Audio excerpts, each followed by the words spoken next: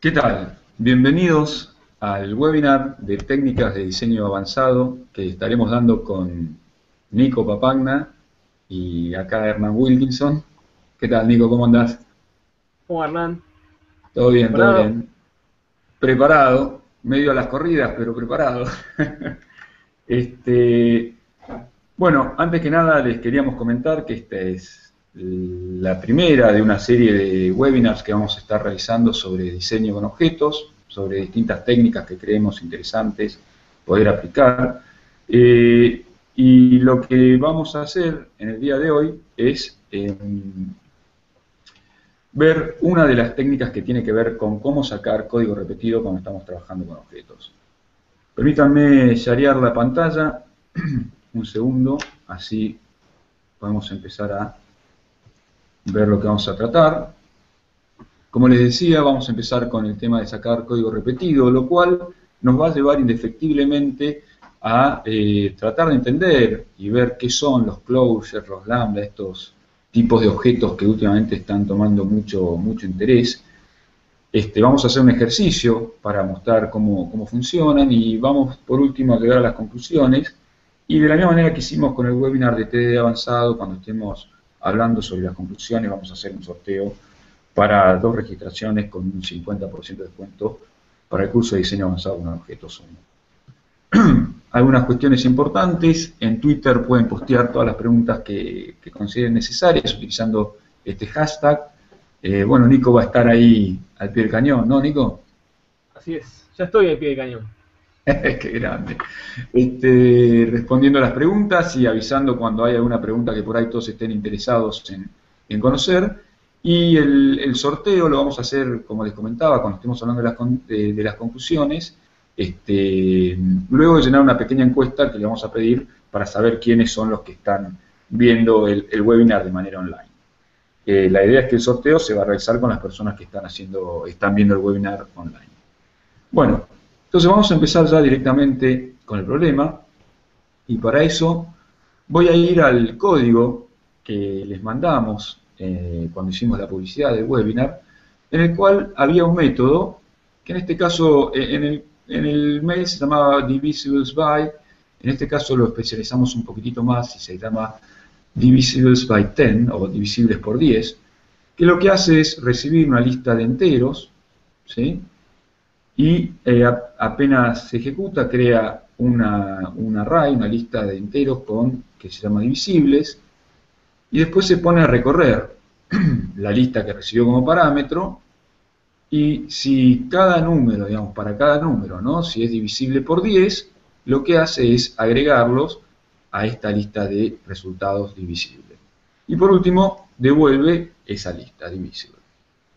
De la misma manera, hay otro método que se llama names starting with A, que recibe una lista de nombres y lo que hace es crear una lista vacía en donde se van a ir acumulando aquellos nombres que empiecen con la letra A. O sea, de la misma manera que en el método anterior, vamos a recorrer la lista que recibimos como parámetro. Si cumple con la condición de que empieza con A, la agregamos a la lista de resultados y devolvemos esa lista. Acá podemos ver que esto funciona. Voy a correr unos test que son una pavada, que simplemente lo que hacen es verificar que funcionen, ¿sí? Que están acá abajo. Y bueno, acá empieza el tema. No sé, Nico, ¿vos le encontrás algún problema a este código desde el punto de vista de diseño? Mira, problema, no sé, parecería que están haciendo algo parecido, vale la redundancia, pero al mismo tiempo los dos métodos son bastante distintos, ¿no? Digo, las cosas que devuelven, las cosas que chequean son distintas. Claro, en una estás recorriendo una lista de enteros, en la otra una lista de strings, ¿no? Pareciera como que son métodos completamente distintos, por más de que hacen algo parecido. Exacto. Bueno, pero en realidad, si nos ponemos a pensar un poquitito, es verdad, como vos decís, la implementación de estos dos métodos es distinta, trabajan sobre distintas listas, la condición por la cual se agrega un objeto a la lista de resultados es distinta. Sin embargo, la semántica es la misma. O sea, sin embargo, lo que hacen en definitiva es lo mismo. Y no solo eso, sino que también podemos ver que el código se puede decir que es repetido. Acá igual hay que hacer una distinción importante, ¿no? Generalmente uno cuando habla de código es muy común que lo relacione con texto, ¿no? Uno dice, tenemos código repetido, entonces uno tiende a imaginar que cuando se habla de código repetido se está hablando de texto repetido. Sin embargo, no hay que confundir código con texto, ¿no? Porque el texto, perdón, es la representación textual del código. Y cuando hablamos de código repetido, en realidad lo que estamos diciendo es que hay patrones de colaboraciones que están repetidas. Entonces, en este caso, si analizamos un poquitito estos dos métodos, abstrayéndonos del texto y pensando en las colaboraciones que se van realizando entre los objetos, podemos ver que lo primero que hace cada uno es crear una lista, que es donde va a ir poniendo los resultados. Después, lo que hacen es iterar sobre la lista que se recibió como parámetro. Después, verifican si se cumple una condición. Y si se cumple esa condición, en ambos casos se agrega el objeto de la lista original, que se recibió como parámetro, en la lista de resultados. Y por último, se devuelve la lista de resultados. O sea que, en definitiva, por más de que no sea texto repetido, sí hacen semánticamente lo mismo, que es buscar elementos dentro de la lista que se reciben como parámetro que cumplan con una condición. Así que bueno, no sé, lo que tenemos acá es, en definitiva, código repetido. ¿Qué problemas tiene para vos el código repetido, Nico? No sé si te Mira, interesa. creo que todos estamos de acuerdo que de por sí es difícil de mantener, eso todos lo sabemos. De alguna forma es difícil de entenderlo, ¿no? Porque si está repetido tengo que volver a comprenderlo de vuelta cada vez que lo veo, en lugar de tener ese código en un solo lugar y Exacto, de esa ¿no? O forma sea, darle la semántica que tiene. sí, tal cual. O sea, esas son las consecuencias, algunas de las consecuencias de tener código repetido, ¿no? La dificultad que trae en el mantenimiento, en poder entender qué es lo que está haciendo, porque estoy releyendo todo el tiempo lo mismo, tengo que esforzarme en entender nuevamente algo que hace lo mismo solo que con otros objetos. Pero hay algo muy profundo cuando existe código repetido que tiene que ver con el diseño en sí mismo, ¿no? Y es el hecho de que cuando tenemos código repetido lo que nos falta, en definitiva, es una abstracción. Una abstracción que nos permita ponerle semántica a ese código repetido, darle significado, ¿no? Y acá se puede hacer como un paralelismo con el lenguaje natural, con el castellano, ¿no? Es decir, digamos, uno crea la palabra auto porque no quiere estar diciendo todo el tiempo, ahí va una cosa con 4 ruedas que se mueve, ahí va una cosa con 4 ruedas que se mueve. Entonces, para evitar tener que repetir todo el tiempo esa frase, es que uno crea la abstracción auto y con eso identifica a ese conjunto de palabras, ¿no? Entonces, cuando desarrollamos software pasa lo mismo. O sea, si tengo código repetido es porque me falta una palabra, me falta algo, me falta una abstracción que me permita resumir todo eso que está repetido en esa palabra, ¿no? En ese conjunto de palabras, y darle semántica, darle significado. Ahora, ¿cómo se saca el código repetido? ¿Qué decís vos, Nico? ¿Hay posibilidad hay alguna técnica, algún procedimiento que podamos seguir para sacar el código repetido? Mira, alguna técnica tiene que haber porque es un problema ya viejo, ¿no? Hace mucho que estamos lidiando con código repetido. ¿Vos alguna vez sacaste código repetido del código que escribís? No, yo directamente no escribo código repetido, así que no tengo ese problema. ¡Qué capo! Pero Perfecto. escuché por ahí que vos tenés una serie de pasos bastante interesantes para resolver este problema de una forma práctica. Bueno, Digamos. ahora, sí, exactamente. Yo, digamos, este es un problema con el que me vengo enfrentando hace mucho tiempo y cada vez que yo muestro este ejemplo y le pregunto a la gente, ¿no? Bueno, ¿cómo sacás el código repetido? Es como que no sabemos expresar algo que hacemos seguramente constantemente, ¿no? Por ahí no todo el mundo saca código repetido, algunos dicen, bueno, ya está, dejémoslo, total funciona, pero seguramente hay muchos que se preocupan por sacarlo, pero les cuesta hacer explícito ese procedimiento que siguen para sacar el código repetido. Entonces, yo que sé, me puse a pensar bastante sobre tratar de verbalizar el procedimiento que uno debería seguir para sacar código repetido. Y yo, digamos, no es un invento mío, ¿no? Uno empieza a buscar y después se encuentra con esto en varios lugares, pero básicamente sacar código repetido implica hacer 4 pasos, ¿sí? El primer paso es copiar lo repetido a un lugar, ¿sí? Lo repetido de un lugar está entre comillas porque es medio difícil de ponerle un nombre si no tenemos un vocabulario común dentro del paradigma de objetos. El segundo paso es parametrizar lo que cambia. El tercer paso, yo diría que es el paso más importante porque es nombrar ese lugar en el que pusimos el código repetido, y ahí cuando lo estamos nombrando lo que estamos haciendo es justamente dándole semántica, ¿no? Entonces, nombrar ese lugar, ponerle nombre, ponerle significado, y por último, utilizar esa nueva abstracción, ¿no? que generamos. Entonces, siguiendo estos pasos, es que vamos a tratar de mejorar este código, ¿sí? No sé si te quedó, si se vio más o menos claro, Nico. Sí, sí, se entendió bien. Bien. Creo que Entonces ahora está lo que claro. voy a hacer es ese procedimiento, ¿no? Copiar lo que está repetido a un lugar.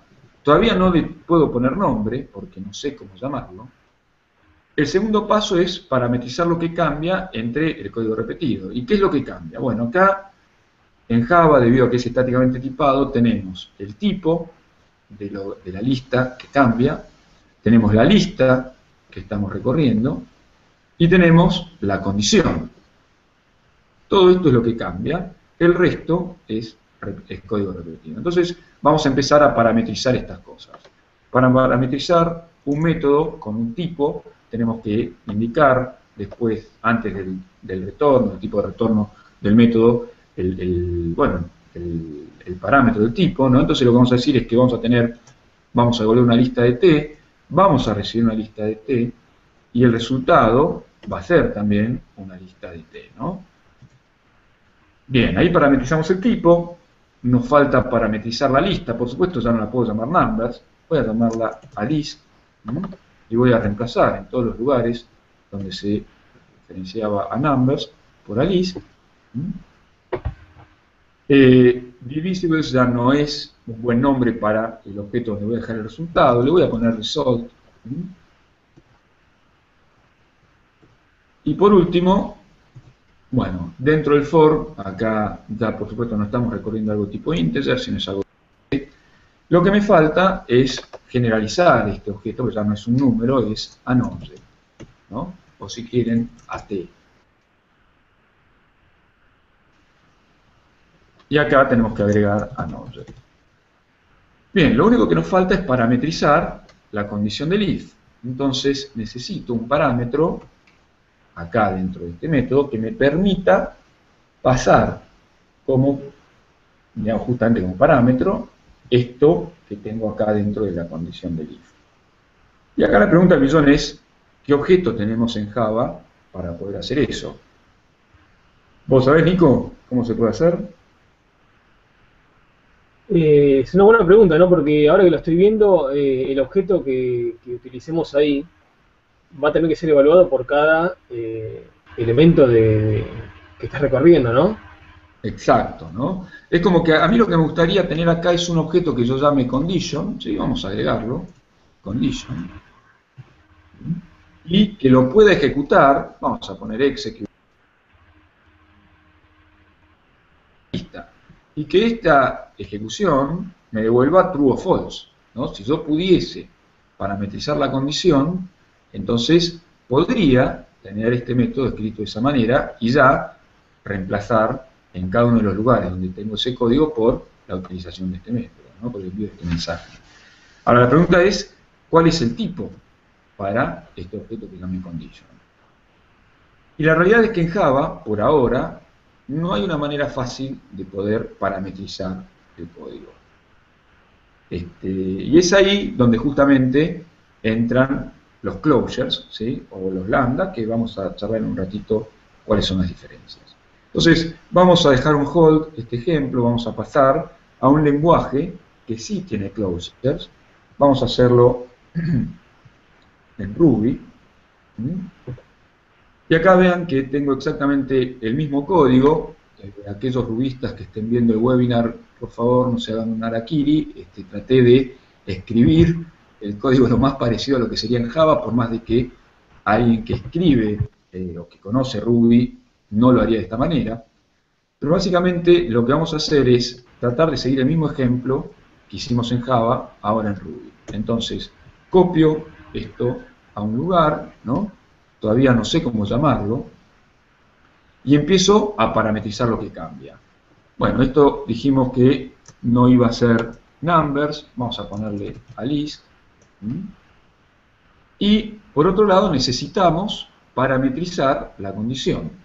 Bueno, justamente en Ruby existe la posibilidad de representar código con objetos por medio de lo que son los closures.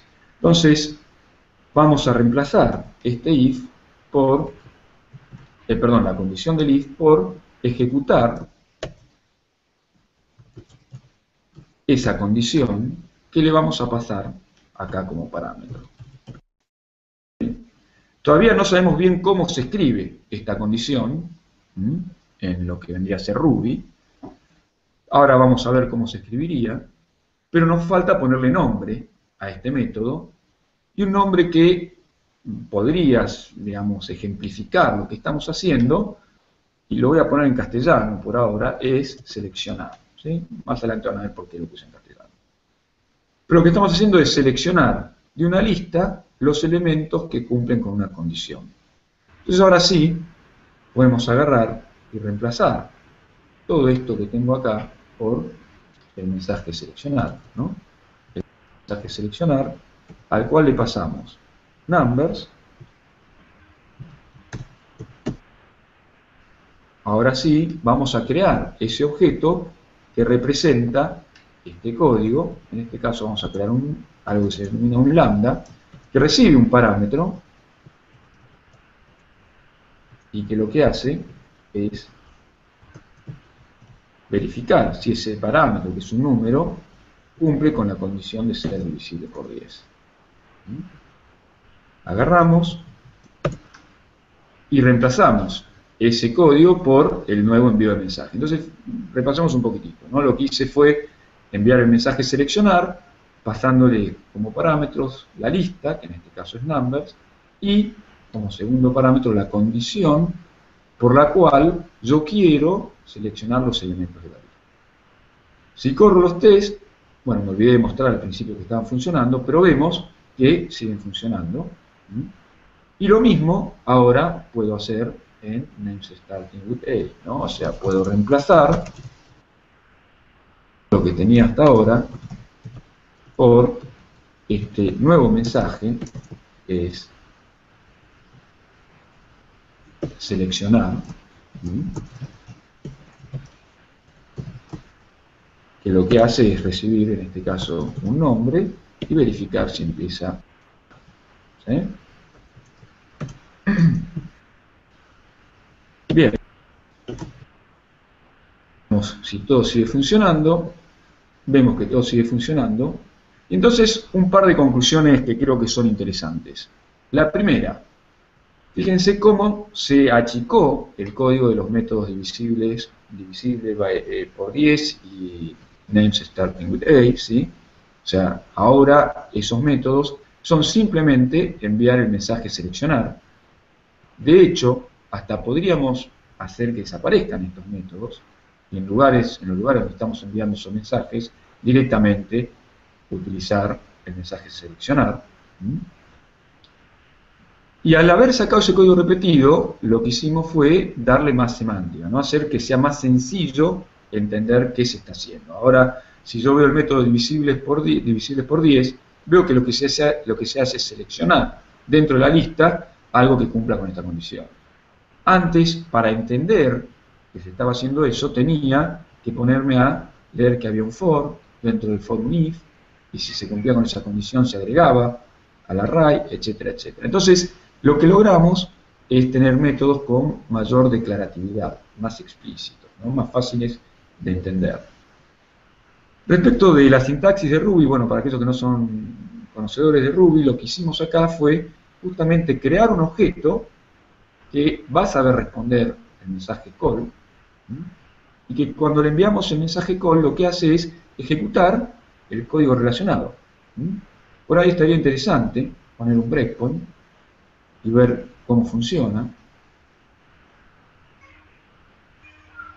Entonces, acá nos vamos a meter adentro del mensaje seleccionar, vamos a ver que empezamos a ciclar, y cuando, me parece que di incorrectamente, en vez de este into, bueno, voy a meter, vamos a empezar a entrar en el if, perdón, a ciclar dentro de la lista, y acá cuando a la condición le enviamos el mensaje call, fíjense qué es la condición, ¿no? A ver si lo podemos ver. Bueno, no sé por qué no aparecen local variables. Cuando me meto dentro de la evaluación de la condición, caemos dentro de la ejecución del lambda. Esperen un segundito, voy a hacer esto un poco aún más claro. Así. Bien, disculpen un poco que esté dando tantas vueltas. Esto es en vivo. Bueno, nos metemos dentro del call de la condición y ahora vemos que caemos dentro de la ejecución del lambda. Y esto me devolverá, ¿no? En este caso, fíjense, a number se vendría con el número 10, y así sucesivamente se va a ir recorriendo la lista y si cumple con la condición, se la va a agregar al resultado. Bien, ahora lo interesante de Ruby es que como tiene closures, esto que hicimos nosotros es algo que ya en realidad Ruby tiene resuelto, ¿no? Y es acá donde por ahí los rubistas que hayan visto este ejemplo me hubiesen querido matar, pero es muy común tener que estar recorriendo una colección, entonces hay un mensaje que le podemos mandar a una lista que es each, que justamente lo que hace es ejecutar el closure que se le pasa como parámetro para cada elemento de la lista, ¿no? Entonces, acá tenemos an object, y todo esto lo podemos reemplazar por directamente a la condición ejecutarla con an object, y si esto es verdad, entonces lo meto en. ¿Sí? Fíjense cómo se hace un poquito más claro, ¿sí? No sé si les parece eso o no, pero ya estoy sacando un for, estoy metiendo esto dentro del each, vemos que todo sigue corriendo, y por último, digamos, hacer esto también es algo muy normal, que ya está resuelto en Ruby, y que, en definitiva, es el mensaje select. Entonces, podemos simplificar todo esto en realidad y utilizar ese mensaje que lo que hace es esperar que le pasemos una condición. Hernán, mientras te comento que Oscar Zapata está consultando si se podría utilizar el patrón factory, estaría bueno que nos vuelva a mandar la pregunta o a explicar un poquito más a qué caso se refiere o en dónde le gustaría utilizarlo. El patrón factory. Sí, en base a los ejemplos que vimos, ¿no? Sí, no se me ocurre inicialmente dónde lo utilizaría más que por ahí para crear objetos de tipo expresión o algo así, pero la verdad que no. Si podés comentarnos un poquito mejor cuál es tu idea, te vamos a poder responder. Inicialmente no se me ocurre. Bueno, entonces, una vez hecho esto, bueno, acá hay un tema de Ruby, de sintaxis. Una vez hecho esto, ya nos damos cuenta que ese mensaje seleccionar que creamos en realidad ya está resuelto en Ruby. Entonces, en definitiva, ¿qué son los closures? Son objetos que nos permiten modelar o reificar código. ¿Sí? Sirven para muchas cosas, entre ellas sacar código repetido. Vamos a ver un poquitito más cuáles son las diferencias entre un closure y un lambda, pero básicamente lo importante hasta ahora es que vean que lo que puedo hacer con los closures es justamente parametrizar código, ¿no? Una de las utilidades más interesantes. Bueno, por último, esto desde ya el seleccionar ya no tiene ningún sentido, y cuando me dicen divisibles por 10, lo único que tendría que hacer es a numbers enviarle el mensaje select. Creo que es bueno recordarles también a los que no son al menos rubistas que el hecho de que que hayas escrito el ejemplo con lambda y que cuando hiciste el step que estabas haciendo debugging paraste sobre el lambda, no es, digamos, una estructura sintáctica, ¿no? Ese lambda Claro, construyó el objeto que representaba esa condición. sí, tal cual. Todavía, ahora dentro de un rato vamos a llegar al momento en donde van a ver que realmente es un objeto, ¿no? Por ahora parece más que nada, como vos decís, algo sintáctico, pero no, en realidad se está creando un objeto que representa ese código que pusimos en este caso entre brackets, ¿no? Entonces, bueno, en definitiva, no tiene ningún sentido utilizar ese mensaje seleccionar, sino directamente el select. Bueno, acá abajo también habría que cambiarlo, pero no tiene sentido que lo cambiemos ahora. Entonces, volvamos ahora a Java, ¿no? ¿Cómo podemos parametrizar esta condición? Bueno, la realidad es que no se puede, y no se puede fácilmente con la versión actual de Java, ¿no? A partir de la versión 8, perdón, uno va a poder trabajar con closures, pero en la actualidad Java no tiene closures, y lo que es parecido a un closure es lo que se conoce como clases anónimas, ¿sí? Entonces, una posible solución a este problema es pasar acá en la condición una clase anónima, ¿sí?, que cumpla el hecho de ser una condición, digamos, algo que sabe responder el mensaje execute, ¿sí?, y que entonces yo lo puedo parametrizar cada vez que lo utilizo, ¿no? Entonces, vamos a hacer eso. A este método lo voy a llamar select, ¿sí?, y lo que voy a hacer es crear una nueva clase, qué sé yo, lo voy a llamar closure, ¿sí?, y esta clase en realidad podría ser una interfase, porque lo único que va a definir es un mensaje, bueno, que se llama y que recibe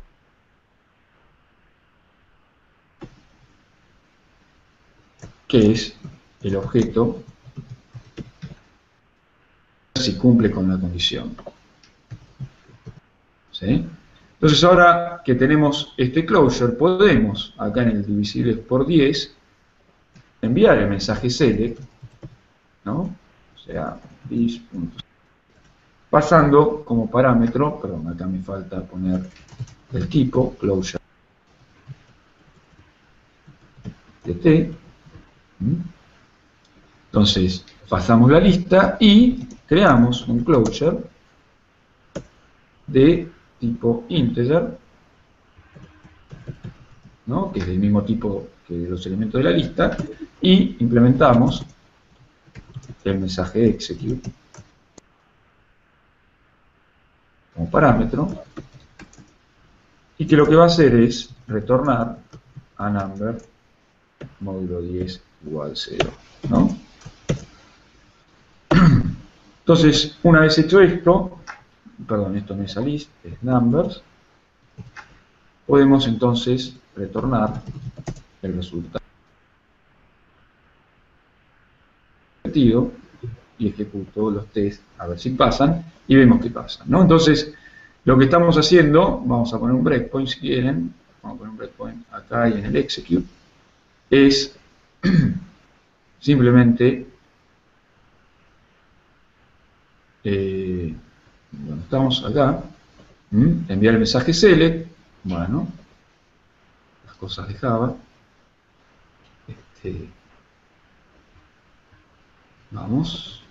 vamos a llegar, por ahí yo desconozco bien cómo utilizarlo, también no hay que ser tan negativo. Enviamos el mensaje select, donde la lista es la lista de números que en este caso sobre la que queremos seleccionar, que son los números, bueno, dependiendo del test, 5, 10, 13, 20, etcétera. Y lo que hacemos es empezar a iterarla, y para cada elemento ejecutamos esa clase anónima, que es la condición. No sé por qué no la pude...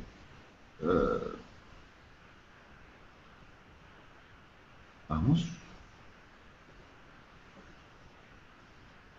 Acá vemos que se está ejecutando, justamente se está evaluando el método execute.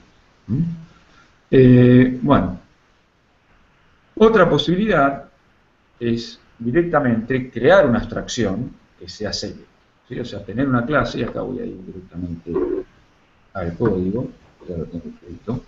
Vamos a crear una clase select.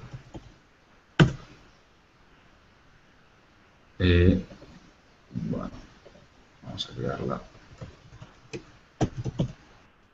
Y en esta clase, simplemente lo que vamos a hacer es tener, digamos, que reciba una lista en el constructor, un mensaje value, que es exactamente lo que teníamos acá en el test, en este mensaje select, y lo que hacemos es definir un método shouldInclude, que es el que va a ser evaluado en cada condición del if, ¿no? Entonces, en definitiva, esto nos quedaría de esta manera, la utilización, disculpen,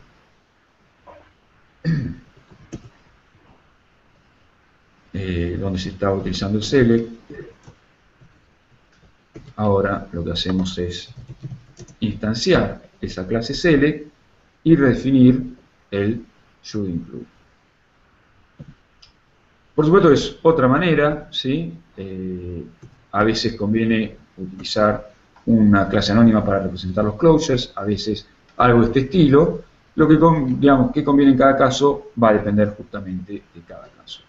Bueno, no sé, Nico, ¿te parece que más o menos se llegó a entender esto de las clases anónimas? Me parece que sí, está claro todo de alguna forma todo el ruido que agrega, al menos comparado al ejemplo que vimos en Ruby, ¿no? Como que era mucho más Sí, fácil en Ruby expresar este tipo de cosas. exactamente, ¿no? Es como que acá el hecho de estar trabajando con clases anónimas agrega todo digamos, todo un tema sintáctico muy fuerte, muy grande, que hace que uno se pierda de qué es lo que realmente se quiere hacer, ¿no? Yo simplemente lo que quiero es esto, pero para entender que lo que quiero es los números divisibles por 10, tengo que antes leer toda esta parte de código que oculta un poco la intención real de lo que se quiere realizar, ¿no? Entonces, digamos, lamentablemente las clases anónimas son una solución a mitad de camino entre no tener closures y tener closures, ¿no? Tiene además otra desventaja, que es el hecho de que no pueden acceder o modificar, mejor dicho, variables locales, ¿sí? O sea, si yo desde esta clase anónima quiero modificar una variable local que está dentro del método divisible by 10, no voy a poder, porque justamente es una limitación que tienen las clases anónimas, y que vamos a ver que no es una limitación de los closures. Pero antes Hernán, de... Sí, tengo una consulta relacionada a esto, ¿no? Que tiene que ver qué puedo escribir dentro de un closure, o en este caso una clase anónima.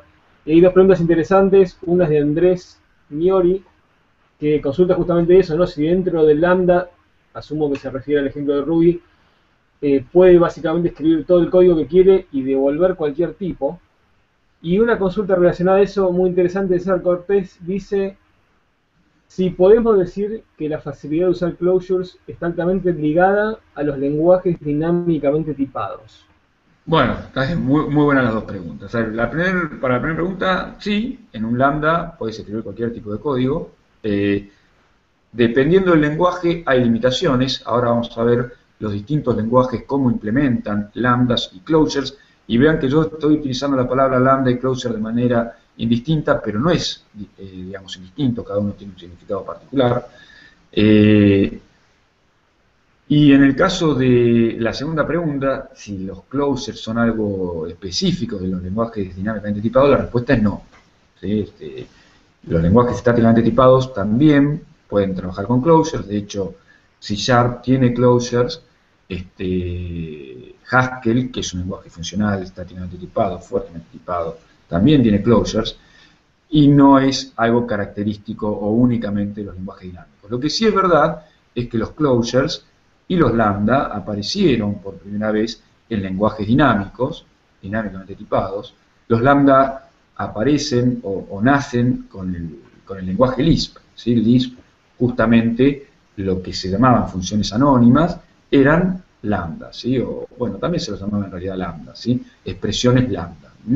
Hay que recordar que Lisp es casi un mapeo directo del lambda calculus, donde justamente poder trabajar con funciones lambda es fundamental. El concepto de closure aparece en la década del 70, en el año 76 más o menos, cuando Guy Steele y Sussman agarran Lisp y lo especializan con el bindeo lexicográfico que tenía el GOL 60.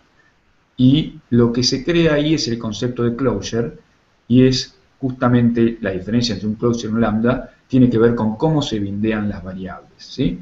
Que ahora vamos a llegar a ese tema en un ratito. Entonces, sí es verdad que los lambda y los closures nacieron en lenguajes dinámicamente tipados, como Lisp y Scheme, ¿sí? O Smalltalk. En Smalltalk, en la década del 70, cuando se desarrolla Smalltalk, existía lo que se llama un bloque, un block. Ese nombre es tomado justamente del GOL 60, y que no son ni más ni menos que la implementación de closures, ¿sí?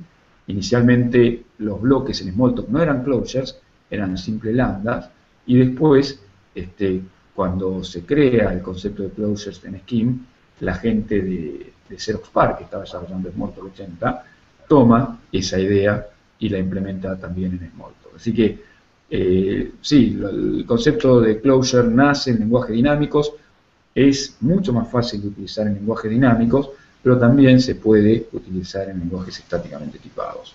Entonces ahora lo que quería era mostrar justamente cómo se utilizan closures en lenguajes estáticamente tipados, y acá en particular en C#. ¿Sí? Acá tengo ya la solución implementada. Fíjense que divisibles by 10 lo único que hace es enviarle el mensaje select a la lista, y acá es donde se puede ver cómo en C# se escribe un closure, cómo se expresa un closure. Y para los que trabajan en Java, les aconsejo que se van acostumbrando a esta sintaxis, porque es la manera en que en la nueva versión de Java se va a poder trabajar con closures. Y básicamente la idea es definir acá la lista de parámetros que recibe el closure, y luego de igual mayor se pone el código que uno quiere representar por medio de este closure. En este caso, el mensaje select es un mensaje que yo implementé como una extensión en la clase list, ¿sí? Aquellos que conocen C# saben qué es lo que estoy haciendo. Acá estoy extendiendo la clase list con una función select, con un método select, perdón. Y lo que recibe como parámetro este método es algo de tipo func. ¿Qué es un func? Bueno, esto ya es nomenclatura C#. No sé por qué realmente la gente de Microsoft creó esta idea de delegate y no empezó a trabajar directamente con closures y lambdas. Pero bueno, en definitiva, es la implementación de un delegate que recibe que se parametriza con dos tipos, ¿no? En este caso el tipo T, que es el tipo de cada elemento de la lista, y el tipo de resultado, que en este caso es boolean, ¿sí? Entonces, acá es donde se ve un poco la complejidad que agrega un lenguaje estáticamente tipado, y es el hecho de que hay que tipar los closures, ¿sí? Cuando se los define. Pero por suerte, C# creo que la gente de C# hizo un muy buen trabajo en el tema de inferencia de tipos, y instanciar los closures es simplemente escribir el código que uno necesita, ¿no? Y no tener que estar repitiendo en la instanciación del closure los tipos relacionados al parámetro ni a lo que se está devolviendo. Entonces, bueno, acá vamos a ver si corro los tests, esto va a funcionar, ¿no? No me voy a detener mucho más en cómo funciona, creo que eso ya se vio. Y ahora lo que me gustaría mostrar un poco es cómo es esto en PHP, ¿sí? Prometimos mostrarlo en distintos lenguajes, espero que esto no los esté mareando. Desistimos hacerlo en Python por una cuestión de tiempo, pero básicamente PHP tiene una función ¿no? Lamentablemente no es un mensaje que se le puede enviar a un objeto, todavía PHP está mutando de ser un lenguaje estructurado a un lenguaje de objetos. En este caso el mensaje es array filter, que justamente lo que hace es filtrar un array con el closure, teniendo en cuenta el closure, en realidad es una lambda que se le pasa como parámetro, ¿no? Esta es la manera de definir un lambda en PHP. Fíjense que es más o menos similar a, bueno, no sé, a Ruby, ¿no? En vez de poner lambda, hay que poner function. Cambia un poco cómo se define el parámetro, pero después viene el código relacionado con este lambda. Ahora, ¿cuál es la diferencia entre un lambda y un closure? ¿Sí? Y acá lo que quiero que veamos un poco es este método que se llama lambda accessing local variable. Yo estoy usando Python 5.3, que tiene algunas cuestiones sintácticas respecto de los lambda, pero básicamente, digamos, no importa mucho. Eso lo que quiero que vean es que estamos definiendo una variable local que se llama local variable, que referencia al objeto 10, y una variable lambda, que justamente es una instanciación de un lambda, y que lo que hace es a la variable local, local variable, asignarle el resultado de sumarle 1, ¿sí? Y retorna ese objeto como resultado. Entonces, si yo ejecuto ese método, si envío el mensaje lambda accessing local variable, lo que obtengo como resultado es un lambda, ¿sí? Fíjense que es lo que retornamos en este método. Y acá lo que estoy acertando es que, bueno, si ejecuto el lambda, lo que debería pasar es que inicialmente local variable vale 10, a 10 le sumamos 1, por lo tanto me tiene que devolver 11. Y yo mi intuición inicial es que, bueno, local variable ahora está referenciando a 11, por lo tanto que si lo ejecuto de vuelta, lo que debería suceder es que me debería devolver 12. Y si corremos los tests, vamos a ver que esto no pasa. Este test falla, y falla porque en el lugar donde estaba esperando 12, obtuvo como resultado 11. Entonces, la diferencia entre un lambda y un closer tiene que ver con la posibilidad de acceder a las variables del contexto de ejecución en el cual el lambda o closure fue creado. En el caso de los lambda, no se pueden modificar las variables que están dentro del contexto de ejecución. En el caso de un closure, sí. Entonces, una cuestión que tiene que quedar bien claro es que PHP no tiene closures. PHP lo que me permite es trabajar con lambdas, ¿sí? Entonces, para ver un lenguaje que sí tiene closures, vamos a ir a Ruby, y permítanme ya hacer un copy-paste del código que tenía escrito, que es muy similar a lo que vimos recién en PHP, ¿no? Tengo un mensaje, un método que se llama closure accessing local variable, que lo que hace es devolverme un closure. Y fíjense que acá utilizo la palabra proc, el mensaje proc, en vez del mensaje lambda, para crear este objeto.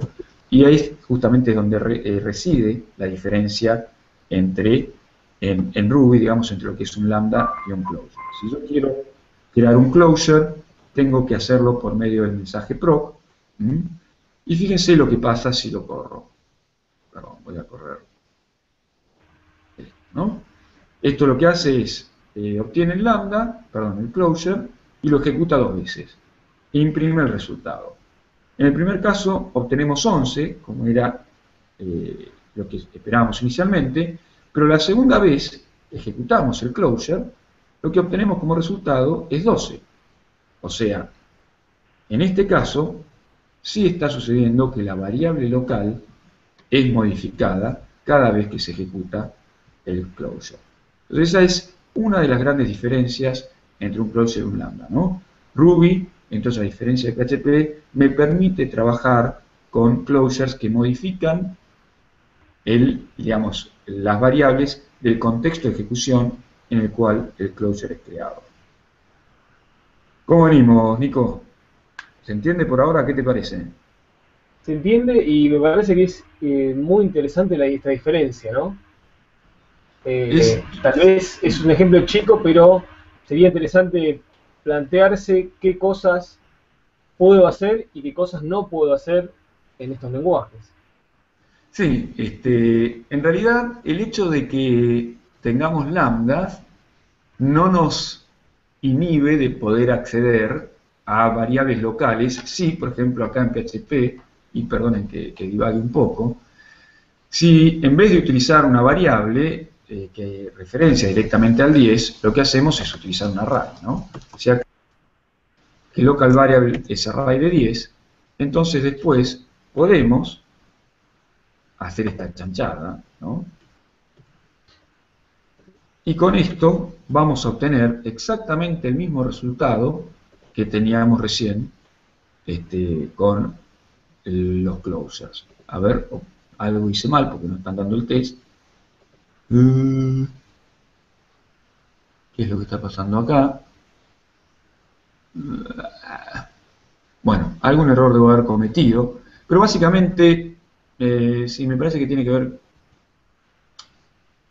ver con el hecho de que esto está creando una nueva instancia de la array. Pero esto es una cuestión específica de PHP. Si estuviéramos otro lenguaje tipo Python o mismo Java, esta sería el truco que uno tendría que utilizar, en el caso de Java desde clases anónimas, en el caso de Python desde Lambda, para poder modificar variables del contexto de ejecución, ¿no? En definitiva es sacar esa variable del stack y ponerlo en el heap. Hay otro detalle más que diferencia los closures, y ahora los closures de lo que se denominan full closures, ¿sí? O sea, no solo tenemos una diferencia entre lambda y closure, sino que también hay una diferencia entre lo que es un closure y un full closure. Y ahora vamos a ver estos dos métodos, ¿sí? El primer método es return from lambda, que lo que hace es crear un lambda que devuelve 10, pero el método return from lambda lo que me devuelve es el resultado de ejecutar ese lambda y sumarle 5. En este segundo método tenemos, que se llama return from closure, lo que creamos es un closure en vez de un lambda, ¿sí? Que hace exactamente lo mismo que el lambda, hace un return de 10. Y el método justamente lo que hace es ejecutar ese closure y al resultado sumarle 5. Y al final lo que hacemos es imprimir el resultado de evaluar cada uno de esos métodos. Entonces, ¿cuál será el resultado que vamos a obtener, ¿no? Bueno, lo que obtenemos como resultado, fíjense, es, en el primer caso 15 y en el segundo caso 10. O sea, en el primer caso, cuando ejecutamos el método return from lambda, vamos a devaguearlo. Lo que sucede es,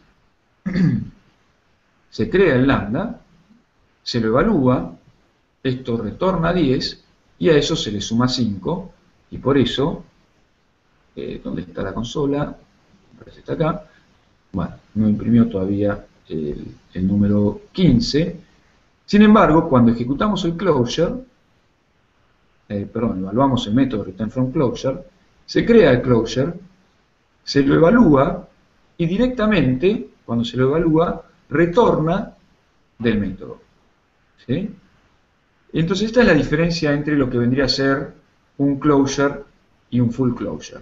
Un full closure no solo bindea a las variables, al contexto de ejecución en el cual el closure es creado, sino que también bindea el return al contexto de ejecución en el cual el closure es creado. Entonces, cuando se ejecuta este return, lo que hace el closure es salir del método return from closure en vez de salir del closure en sí mismo, como sí sucede cuando hacemos un return utilizando un lambda. Ustedes se podrán preguntar, bueno, ¿y esto para qué sirve? ¿Para qué tanto lío? Y la realidad es que tener full closures es muy interesante porque nos permite empezar a sacarle al lenguaje sintaxis que tiene que ver con control de flujo, ¿no? Por ejemplo, tener que tener ifs, tener que tener whiles o try catch definidos a nivel sintáctico y podemos empezar a utilizar objetos y mensajes para reemplazar esas palabras reservadas. Entonces, para que se entienda un poquitito más, ahora voy a mostrar un último ejemplo ya para terminar de marearlos completamente, que tiene que ver, bueno, ahora voy a pasar a Smalltalk. Smalltalk tiene full closures, ¿sí? Desde que se hizo público en el año 80, Smalltalk 80, y lo que vamos a ver es este método, este mensaje, myDetect, ¿sí? Que lo que hace es devolverme el primer elemento de un array que cumpla con la condición que pongo dentro del closure, ¿sí? Esta es la manera de crear un closure en Smalltalk, ¿sí? Esta es la sintaxis. Entonces, fíjense que en este caso, si yo ejecuto este método, el array tiene 10, tiene 20, no es divisible por 3. Entonces, la pregunta es, ¿qué es lo que me va a devolver? Bueno, veamos cómo está implementado. Y la implementación lo que hace es, si encuentra el objeto, me lo devuelve, y si no, me devuelve nil. Es equivalente a un null en otros lenguajes. El hecho de que me devuelva nil hace que entonces después yo tenga que preguntar, che, ¿el objeto resultado es nil o no? Porque claramente, si a nil le trato de sumar 10, esto va a generar un error. Entonces, para evitar ese error, es que tenemos que poner este if, ¿no? Tenemos que verificar si encontró el elemento, y si lo encontró, entonces lo que vamos a hacer es devolver 0, perdón, si no lo encontró, devolvemos 0, y si no, la suma de ese objeto con ese número con 10. Ahora, tener que escribir, digamos, tener esto es realmente bastante molesto, porque entonces cada vez que utilizo el mensaje myDetect, tengo que estar preguntando si el resultado fue nil o no. Esto me obliga a tener que estar escribiendo un if todo el tiempo, y no solo me obliga a tener que estar escribiendo un if, sino que, por ejemplo, me evita poder tener nil dentro de las colecciones que estoy buscando.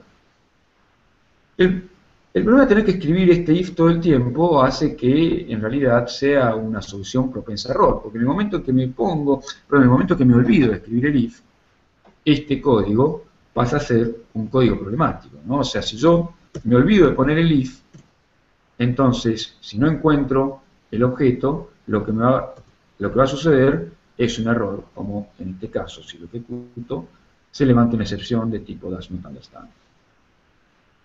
¿Cómo puedo resolver esto? Bueno, justamente la idea es utilizar closures, ¿sí? Y en este caso full closure. Lo que vamos a hacer es crear un mensaje que es al myDetect, además de pasarle el bloque que vamos a utilizar en la condición, le vamos a pasar otro parámetro a partir del keyword ifNone, que lo que haga sea directamente devolver 0. ¿Sí? Entonces lo que estoy haciendo acá es encapsular dentro de este mensaje myDetect ifNone el if que antes tenía puesto por afuera, y al poder tener full closures lo que puedo lograr es justamente cortar la ejecución del método si no se llega a encontrar este elemento, ¿sí? Entonces ahora que tengo esto escrito así, si ejecuto, el test pasa y lo que me va a devolver esto es 0. Entonces, los full closures lo que nos permiten es justamente empezar a encapsular por medio de mensajes todos esos ifs, todos esos try, catch, etcétera, que debería poner en aquellos lenguajes que no tienen full closures. Por ejemplo, C# no posee full closures, y para aquellos que conocen C# y hayan trabajado alguna vez con LibQ, es una extensión a las, entre otras cosas, a las colecciones, a los objetos de colecciones que provee C#, que hace fuerte uso de closures. Van a ver que no hay ningún mensaje que me permita hacer algo similar a esto. Sí hay mensajes como, por ejemplo, buscar un objeto y si no lo encuentra, devolver otro. Pero justamente ese devolver otro me obliga luego a tener que poner un if, ¿no? Bueno, el motivo por el cual no existe ese mensaje de C# utilizando el LibQ es porque lamentablemente no hay full closures. Bueno. Están algunos comentarios rápidos, uno mío y el resto de la gente que está tuiteando acá, es, volviendo al ejemplo tuyo, ¿no? Si uno utilizaría tu método original, myDetect, más allá de las complicaciones que vos mencionaste, estaríamos de vuelta en código repetido, y sería un buen ejercicio repetir las reglas que vos nos diste para sacarlo y llegar a una solución de este estilo, ¿no? Sí, Meditech y sí. Tron. Sí, muy, Eh, muy buen punto, muy buen punto. Acá no se ve en el ejemplo porque pusimos un solo envío de mensaje en MyDetect solo, ¿no? Pero si uno lo empieza a utilizar constantemente va a ver que vamos a tener todo el tiempo, como vos decís, código repetido. No vamos a hacer el MyDetect y después preguntar si result es nil, ¿no? If true, y así sucesivamente cada vez que quiera utilizar eso.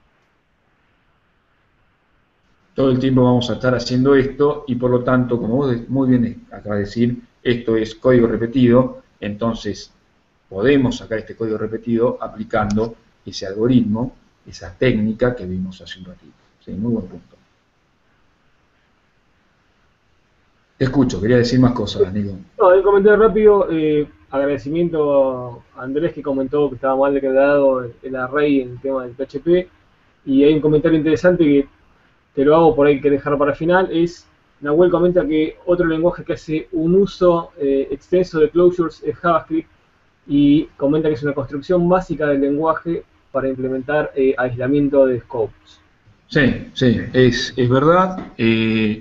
No metimos acá JavaScript porque ya me parecía que eran muchos lenguajes. De hecho, íbamos a hablar también sobre Python y lo pasamos por alto porque nos parecía que iba a ser una mezcolanza muy grande.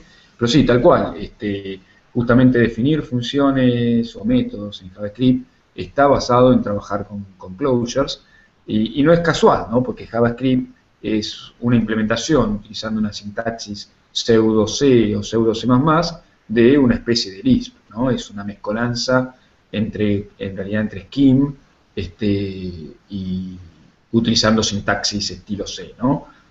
Así que sí, es verdad y gracias por la aclaración, Nahuel. Bueno, yo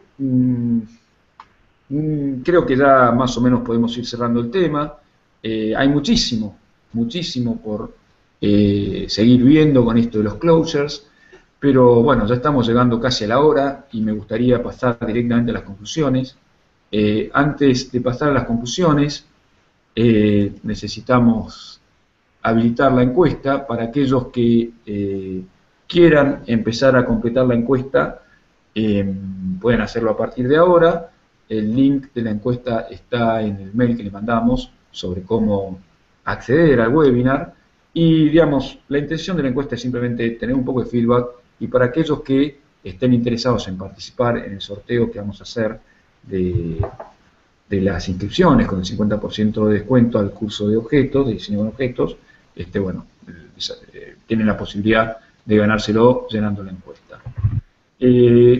Entonces, mientras van llenando la encuesta, porque sabemos que esto tiene como un minuto de diferencia entre lo que nosotros decimos y lo que ustedes escuchan, vamos a ir hablando un poco de las conclusiones.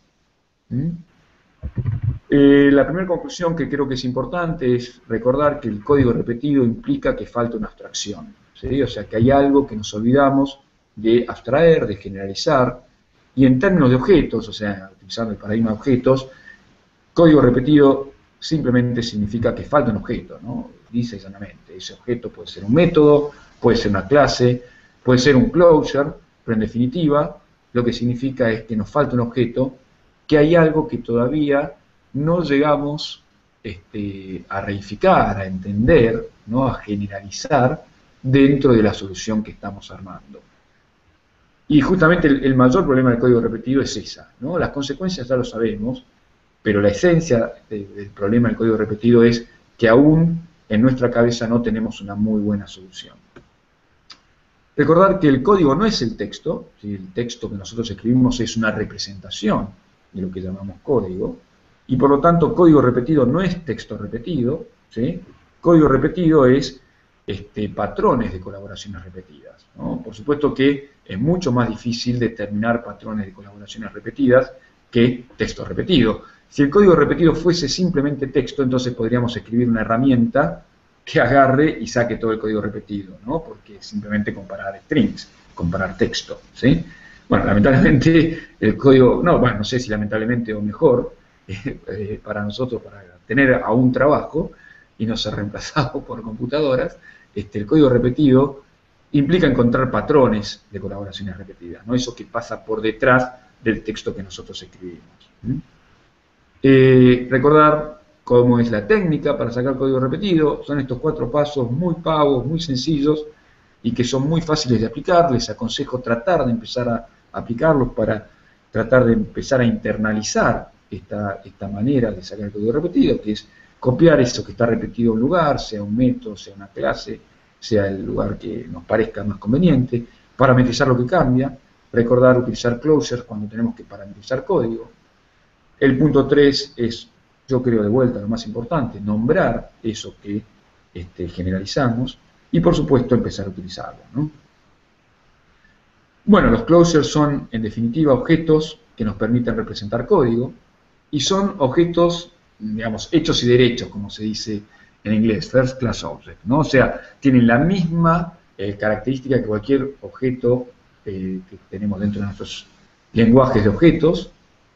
Por lo tanto, los puedo asignar a variables, los puedo pasar como parámetros en un mensaje, los puedo devolver como resultado de la ejecución de un método.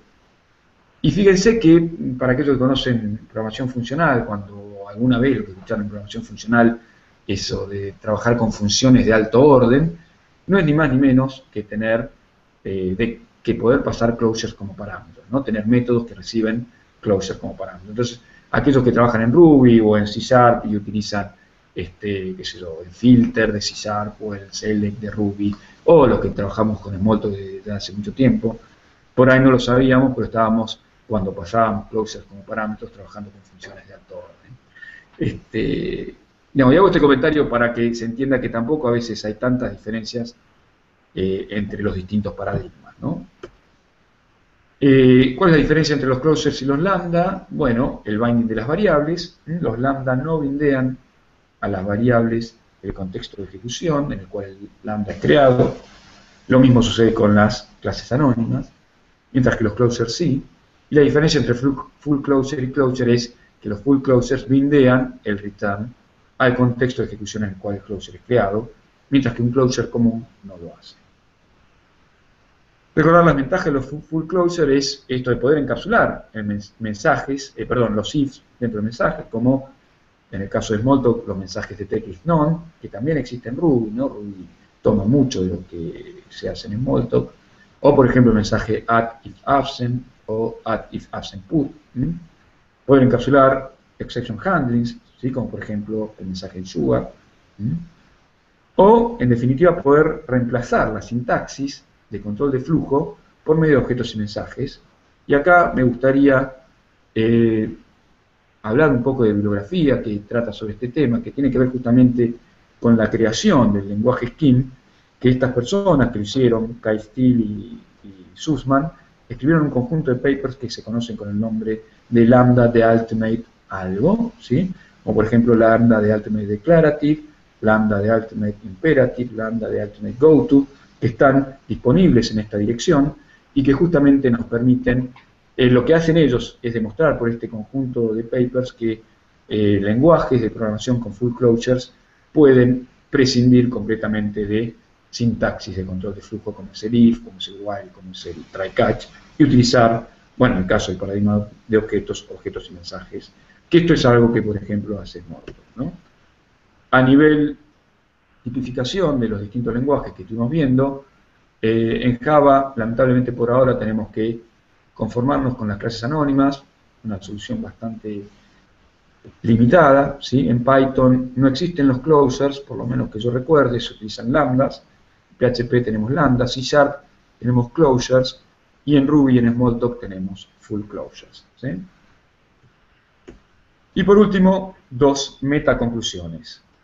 Una que me parece muy interesante, aquellos que conocen a Bret Victor o los que no lo conocen, les aconsejo ver un video de una presentación que hizo que se llama Thinking the Unthinkable, en el cual hay una frase que él pone de Richard Hamming, que dice lo siguiente, ¿no? De la misma manera que hay olores que los perros pueden oler y nosotros no, y que hay sonidos que los perros pueden escuchar y nosotros no, y que también hay, ondas lumínicas que nosotros no podemos ver, y gustos que nosotros no podemos sentir, ¿por qué nos sorprende una frase como que por ahí hay pensamientos que no podemos pensar, ¿no? Es una analogía muy interesante, yo la veo muy poderosa, y esto tiene que ver con el hecho de que, bueno, nuestra cabeza está preparada a pensar ciertos pensamientos, de la misma manera que nuestro olfato está preparado a oler ciertos olores, etc. Y entonces, ¿cómo podemos romper esa manera en que pensamos para poder pensar cosas que inicialmente no podemos pensar? Y acá, digamos, ¿por qué estamos hablando de esto, no? ¿Por qué nos metimos en este tema tan filosófico? Y es porque realmente la manera en que nosotros pensamos tiene que ver también con el lenguaje, ¿no? O sea, pensamiento y lenguaje van de la mano. Y en el caso de los lenguajes de programación, también van de la mano. Las soluciones de diseños que podemos armar van ligadas a lo que cada lenguaje de programación nos permite expresar en él. Entonces, digamos, haciendo una analogía con esta frase de Hamming, ¿no? Tal como hay objetos que se pueden crear en un lenguaje y en otros no, por ejemplo, closures o full closures, que los puedo crear en Ruby, en Smalltalk, y no los puedo crear en otros lenguajes, como por ejemplo en Java. Y dado como son algunos lenguajes de programación, en la afirmación, hay soluciones de diseño que no puedes pensar en algunos lenguajes de programación, no debería sorprendernos, ¿sí? Y acá, digamos, lo que voy a comentar no tiene por intención menospreciar a la gente que trabaja en Java, ni al lenguaje de programación en Java, pero a mí me ha pasado, sinceramente, que varias veces, trabajando, digamos, con gente de la comunidad Java, que no vean código repetido, donde personas de otras comunidades, de otros lenguajes, sí lo ven. Y generalmente eso sucede cuando ese código repetido se debe a no poder parametrizar código, justamente. O sea, cuando lo único que cambia es el código, como en el ejemplo que vimos al principio, ¿no? Entonces, recuerden, los lenguajes de programación que utilizamos, en cierta forma, influyen en las soluciones que creamos. Y, digamos, es importantísimo que entonces tratemos de separar nuestras soluciones de los lenguajes de programación que utilizamos, ¿no? Pensar más allá del lenguaje de programación. Y por último, meta conclusión 2, estamos acostumbrados, ¿no?, a encontrar como una definición clásica que un objeto es datos más código, ¿no? Cualquier libro de programación de objetos que uno agarra encuentra que la definición es que un objeto es datos más código. Pero a mí me gustaría cuestionar un poco esta definición y preguntarnos, ¿no? ¿Es realmente un objeto datos más código? La realidad es que no, ¿sí? Esta definición es una definición que está muy sesgada con lo que se entiende por dato y por código, y que tiene que ver con la idea de dato y código que a veces tenemos del paradigma funcional o del paradigma estructurado, y que en realidad es al revés. Los datos son objetos y el código también es un objeto. Entonces lo que vemos, en realidad, y esto justamente es lo que termina de ser consistente en el paradigma de objetos, por medio de los closures, es que hay un concepto, que es el de objeto, que unifica y simplifica todo lo que podemos representar, ¿sí? Entonces no importa si lo que queremos representar son datos, si lo que queremos representar es código, todo es un objeto. Entonces, en definitiva, el objeto es un concepto superador, ¿no?, sobre lo que es código y sobre lo que es dato. Es lo que nos permite simplificar esas dos cosas que son distintas y pensarlas como una sola. Esto que estoy comentando es algo que, por ejemplo, los que pertenecen a la comunidad Lisp lo vienen tratando, no por medio de objetos, sino por medio de listas, pero es lo mismo, ¿no? En Lisp no hay diferencia entre dato y código. En el paradigma de objetos, en un lenguaje bien implementado, tampoco existe esa diferencia. Y por supuesto, entonces queda la pregunta, ¿qué es un objeto, no? Porque si no es código más dato, ¿qué es un objeto? Y, no lo vamos a responder ahora, lo vamos a dejar abierto, posiblemente para próximos webinars, o para aquellos que tengan ganas de cursar nuestros cursos, ¿sí? Como el de diseño avanzado de software con objetos 1, o el diseño avanzado de software con objetos 2, que son cursos donde justamente tratamos estos temas y en mucho más profundidad, ¿no? y también ejercitando bastante lo que se ve. Así que bueno, creo que eso es todo por ahora, ya nos extendimos 10 minutos más. Gracias a todos los que estuvieron ahí pendientes, y lo que deberíamos hacer ahora es el sorteo, ¿no, Nico? Exacto, que vale la pena aclarar que estamos sorteando dos descuentos para el curso que acabas de mencionar, ¿no? Que es el Objetos 1, si no me equivoco. Exactamente. Acá lo que estoy viendo es que hay 25 respuestas. Voy a sacar el tema de estar sareando la pantalla. ¿Mm? Eh, Así que bueno, hacemos como la vez pasada, Nico, vos sorteás y yo digo quiénes son los ganadores. Me parece bien. Dale. Este, vamos a ir viendo las respuestas.